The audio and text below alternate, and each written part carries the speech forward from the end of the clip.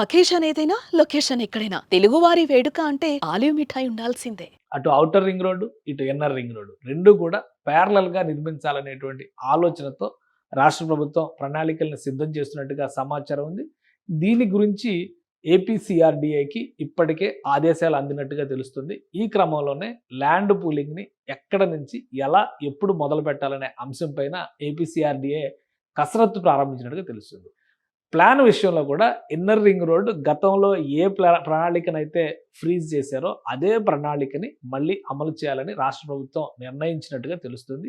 పాత ప్రణాళిక ఏంటి, ఇన్నర్ రింగ్ రోడ్ వస్తే పరిణామాలు ఏ విధంగా ఉండొచ్చు, ఈ అంశాలను విశ్లేషించేటువంటి ప్రయత్నం చేద్దాం. ఆంధ్రప్రదేశ్కి సంబంధించి ఇన్నర్ రింగ్ రోడ్ ప్రణాళిక ఇది గతంలో తయారు చేసినది. యాక్చువల్గా అప్పట్లో రాష్ట్ర ప్రభుత్వం జైకా లాంటి సంస్థల సహకారంతో ఈ ఇన్నర్ రింగ్ రోడ్ నిర్మించాలనేటువంటి, అంటే ఆర్థిక వనరులు సమకూర్చుకోవడం ద్వారా ఈ రింగ్ రోడ్ నిర్మించాలనేటువంటి నిర్ణయానికి వచ్చింది. అప్పుడు 2 ఫేజులుగా దీని నిర్మాణాన్ని చేపట్టాలని చెప్పని భావించారు. ఒకసారి మనం చూస్తే ఈ బ్లూ లైన్ మొత్తం కూడా phase 1 inner ring road phase 1, అలానే ఈ వైలెట్ కలర్లో ఉన్న రంగు ఇదంతా కూడా ఇన్నర్ రింగ్ రోడ్ ఫేజ్ 2. ఎందుకంటే ఈ మార్గంలో కొండపల్లికి సంబంధించినటువంటి అటవీ క్షేత్రాలు వస్తాయి కాబట్టి దాన్ని దృష్టిలో ఉంచుకొని అక్కడ భూసేకరణ నిర్మాణ ప్రణాళికని ఫేజ్ 2గా అప్పట్లో డిజైన్ చేసుకున్నారు. ఇక ఫేజ్ 1కి వచ్చేసరికి దాదాపుగా ఒక సెమీ సర్కిల్ అమరావతి నుంచి విజయవాడ శివారు ప్రాంతం వరకు డిజైన్ చేశారు.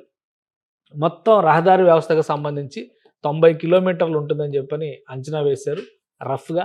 ఇదే ప్రణాళిక ప్రకారం కనుక ఇప్పుడు భూసేకరణ ప్రారంభిస్తే సుమారు 2100 ఎకరాల వరకు భూముల్ని సేకరించాల్సినటువంటి అవసరం ఉంటుంది. అలానే నిర్మాణ ప్రణాళిక విషయంలో అంటే ఇటు అమరావతి ఫస్ట్ ఒక సిటీ అవుతుంది, ఈ పక్కన చూస్తే విజయవాడ రెండో మెగా సిటీ అవుతుంది.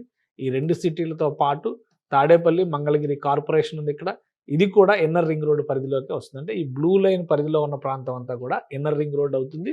ఈ క్రమంలో మరొక 2 వంతెనలు కృష్ణానది పైన వస్తాయి. ఇటు వెస్ట్ సైడ్ ఒక వంతెన వస్తుంది, ఇటు ఈస్ట్ సైడ్ మరొక వంతెన వస్తుంది. సో ఇది ప్రణాళిక. సుమారుగా అప్పట్లో వేసినటువంటి అంచనాల ప్రకారం 10,000 కోట్ల రూపాయల నుంచి 12,000 కోట్ల రూపాయల వరకు ఖర్చు అవుతాయని చెప్పని భావించారు. అయితే జాప్యం జరిగింది. 2018లో పనులు మొదలు కావాల్సింది. కొత్త ప్రభుత్వం వచ్చిన తర్వాత 2019లో వైఎస్ జగన్మోహన్ రెడ్డి ప్రభుత్వం వచ్చిన తర్వాత మొత్తం అమరావతినే అటకెక్కించినటువంటి పరిస్థితి. ఇన్నర్ రింగ్ రోడ్లో కూడా కుంభకోణం జరిగింది, స్కామ్ జరిగింది అని చెప్పని దానిలో ఇంటర్నల్గా జరిగినటువంటి ల్యాండ్లకు సంబంధించి, భూములకు సంబంధించినటువంటి క్రయ విక్రయాల్లో ఇన్సైడర్ ట్రేడింగ్ జరిగిందనేటువంటి ఆరోపణలతో ఈ ప్రాజెక్టును పూర్తిగా ఆపేశారు. దాంతో ఫండింగ్ చేసేటువంటి విషయంలో కూడా ఎవరు ముందుకు వచ్చేటువంటి పరిస్థితి లేకుండా పోయింది. సో మొత్తం మీద ప్రాజెక్ట్ ఆగిపోయింది. సో అది అప్పటి పరిస్థితి. తర్వాత ఇప్పుడు కూటమి ప్రభుత్వం వచ్చిన తర్వాత ఇన్నర్ రింగ్ రోడ్ అవసరం లేదు, ఎందుకంటే వెస్ట్ బైపాస్ రోడ్ అనేది ఒకటి రెడీ అయిపోయింది. మళ్ళీ ఈస్ట్ బైపాస్ రోడ్ని కూడా నిర్మించుకుంటే అదే ఇన్నర్ రింగ్ రోడ్గా సరిపెట్టడానికి అవకాశం ఉంటుంది. అయితే వెస్ట్ బైపాస్కి ఈస్ట్ బైపాస్కి దీనికి ఉన్నటువంటి తేడాను విశ్లేషించేటువంటి క్రమంలో వెస్ట్ బైపాస్ ఇలా సిటీ అమరావతి సిటీ మధ్యలో నుంచి వచ్చినటువంటి ఒక రహదారి వ్యవస్థ, దాన్ని దృష్టిలో పెట్టుకుని ఇప్పుడు రాష్ట్ర ప్రభుత్వం మరొక ప్రత్యామ్నాయ ప్రణాళికను సిద్ధం చేసుకుంది. అలానే వెస్ట్ బైపాస్ అనేటువంటి ప్రపోజల్ గతంలో కూడా ఉంది. కాకపోతే అప్పట్లో వెస్ట్ బైపాస్ని ఆపి ఇన్నర్ రింగ్ రోడ్ని చేపట్టాలనేటువంటి ఆలోచన రాష్ట్ర ప్రభుత్వం చేసింది. కానీ గత జగన్మోహన్ రెడ్డి ప్రభుత్వం ఇన్నర్ రింగ్ రోడ్డు లేదు, ఔటర్ రింగ్ రోడ్డు అసలు అమరావతి లేదని చెప్పింది. కాబట్టి కేంద్ర ప్రభుత్వం తమ షెడ్యూల్ ప్రకారం 2021లో పనులు ప్రారంభించి వెస్ట్ బైపాస్ని దాదాపు ఇప్పుడు కంప్లీట్ చేస్తున్నటువంటి దశ. బహుశా జూన్ నాటికి పూర్తి స్థాయిలో ఆ ప్రాజెక్ట్ కంప్లీట్ అవుతుందని చెప్పని అందరూ ఆశిస్తున్నారు. కాబట్టి ఇప్పుడు ఈ అంశాలన్నింటినీ దృష్టిలో ఉంచుకొని లేటెస్ట్గా ఔటర్ రింగ్ రోడ్డుకు సంబంధించి ఇచ్చినటువంటి ప్రపోజల్స్లో కూడా చాలా క్లియర్గా రాష్ట్ర ప్రభుత్వం ఇన్నర్ రింగ్ రోడ్డు ప్రతిపాదనని సజీవంగా ఉంచింది. ఇన్నర్ రింగ్ రోడ్డుతో మరొక కాంట్రాస్ట్ ఏది జరగకుండా ఉండేలాగే ఇది ఈ మధ్య కాలంలో ఔటర్ రింగ్ రోడ్డుకు సంబంధించినటువంటి ప్రణాళిక. ఈ రెడ్ కలర్లో కనిపిస్తుందంతానేమో ఔటర్ రింగ్ రోడ్డు, ఇక్కడ ఈ రెడ్ కలర్లో ఉన్నంతా కూడా ఓఆర్ఆర్, అలానే ఈ మధ్యలో బ్లూ కలర్లో ఉన్నంతా ఐఆర్ఆర్, ఈ పింక్ కలర్లో ఉన్నది వెస్ట్ బైపాస్ రోడ్డు. సో ఈ వెస్ట్ బైపాస్తో సంబంధం లేకుండా మళ్ళీ ఒక ప్రణాళిక ప్రకారం ఇన్నర్ రింగ్ రోడ్ వెళ్లాల్సిందే. మరొకటి ఏంటంటే ఈ డాట్ సర్కిల్లో ఉన్నది ఏంటంటే east bypass road. East bypass road ఒకవేళ భవిష్యత్తులో వస్తుందా లేదా అనేది ప్రస్తుతానికి సమాధానం లేని ప్రశ్న కాబట్టి దాన్ని పక్కన పెడదాం. కానీ ఈస్ట్ బైపాస్ను కూడా ఈ మ్యాప్లో ఉంచింది. అంటే రాబోయేటువంటి అవసరాలను దృష్టిలో పెట్టుకొని, భవిష్యత్ అవసరాలను దృష్టిలో పెట్టుకొని రాష్ట్ర ప్రభుత్వం చెబుతున్నటువంటి మాట ఏంటంటే, విజయవాడని కానీ లేదా అటు కృష్ణా జిల్లాని ఇటు గుంటూరు ఉమ్మడి గుంటూరు జిల్లాని విడదీస్తుంది కృష్ణా నది. కృష్ణా నది పైనుంచి ఎన్ని ఎక్కువ వంతెనలు కడితే అంత ఎక్కువగా రెండు వైపులా కూడా ప్రజలు ఇంటిగ్రేట్ అవ్వడానికి, రాకపోకలకి, రవాణాకి, వ్యాపారానికి మార్గం సుగమం అవుతుంది. కాబట్టి ఈ ప్రతిపాదనలన్నింటినీ కూడా సజీవంగా ఉంచాలనేటువంటి ఆలోచన రాష్ట్ర ప్రభుత్వం చేస్తుంది. ఇప్పుడు మనకు వస్తున్నటువంటి సమాచారం ప్రకారం చూస్తే కనుక ఈ ఐఆర్ఆర్కి సంబంధించి యథావిధిగా పాత ప్రణాళికని దృష్టిలో పెట్టుకొని ఆ ప్రణాళిక ప్రకారమే ముందుకు సాగాలి. ముఖ్యంగా ఐఆర్ఆర్ టేకప్ చేయడానికి ప్రధానమైనటువంటి కారణం ఏంటంటే, ఈ ప్రాంతంలో ఉన్నటువంటి అమరావతి లింక్ రోడ్లన్నీ కూడా ఇవన్నీ కూడా ఐఆర్ఆర్కి లింక్ చేయడం ద్వారానే ఒక క్లియర్ సర్కిల్ కంప్లీట్ అవుతుంది అనేటువంటి అభిప్రాయంతో రాష్ట్ర ప్రభుత్వం ఉంది. ఒకవేళ ఇవి కంప్లీట్ చేయకుండా ఇలా వదిలేస్తే డెడ్ ఎండ్లుగా ఉండి ఒక ప్రణాళికాబద్ధమైనటువంటి నగరం అనేటువంటి స్వరూపం ఇవ్వదు. కాబట్టి ఇన్నర్ రింగ్ రోడ్డుని అమలు చేయాలనేటువంటి ఆలోచనతో రాష్ట్ర ప్రభుత్వం ఉంది. అందులో భాగంగానే ఫస్ట్ ఫేజ్లో ఈ కృష్ణా గుంటూరు జిల్లా, అంటే ఉమ్మడి కృష్ణా ఉమ్మడి గుంటూరు జిల్లాలు, ఇప్పుడు ఇదంతా ఎన్టీఆర్ జిల్లా అయింది, ఈ పక్కన అంతా కృష్ణా జిల్లా ఉంది, ఇటువైపు గుంటూరు జిల్లా పరిధిలో ఉంది, ఈ ప్రాంతంలో కొంత భాగం మాత్రం పల్నాడు జిల్లా పరిధిలోకి వస్తుంది. కాబట్టి ఇలాంటి అంశాలతో వేటితో సంబంధం లేకుండా అమరావతి సమగ్ర ప్రణాళికకి సంబంధించి ఒక క్లారిటీ ఉండాలి, ఇంటిగ్రేటెడ్ రోడ్ నెట్వర్క్ ఉండాలంటే కనుక ఐఆర్ఆర్ని అమలు చేయాల్సిందే అనేటువంటి ఆలోచనతో ఆంధ్రప్రదేశ్ ప్రభుత్వం ఉంది. దీనికి కొన్ని ప్రత్యామ్నాయ ప్రణాళికలను కూడా, అంటే రాష్ట్ర ఖజానా పైన బడ్జెట్ ఒత్తిడి పడకుండా, ఫైనాన్షియల్ బర్డెన్ పడకుండా ఎలాంటి ప్రణాళికలతో అమలు చేయాలి, ఆ నిర్మాణ ప్రణాళికల్లో ప్రైవేటు భాగస్వామ్యం. ఎందుకంటే ఇప్పుడు చంద్రబాబు నాయుడు గారు పదే పదే చెబుతున్నది పీపీపీ మోడల్, అంటే ప్రభుత్వం భూమి ఎక్వైర్ చేసి ఇచ్చిన తర్వాత నిర్మాణ బాధ్యతని ఏదైనా ప్రైవేట్ సంస్థకి ఇచ్చేటువంటి అవకాశం ఉండొచ్చు.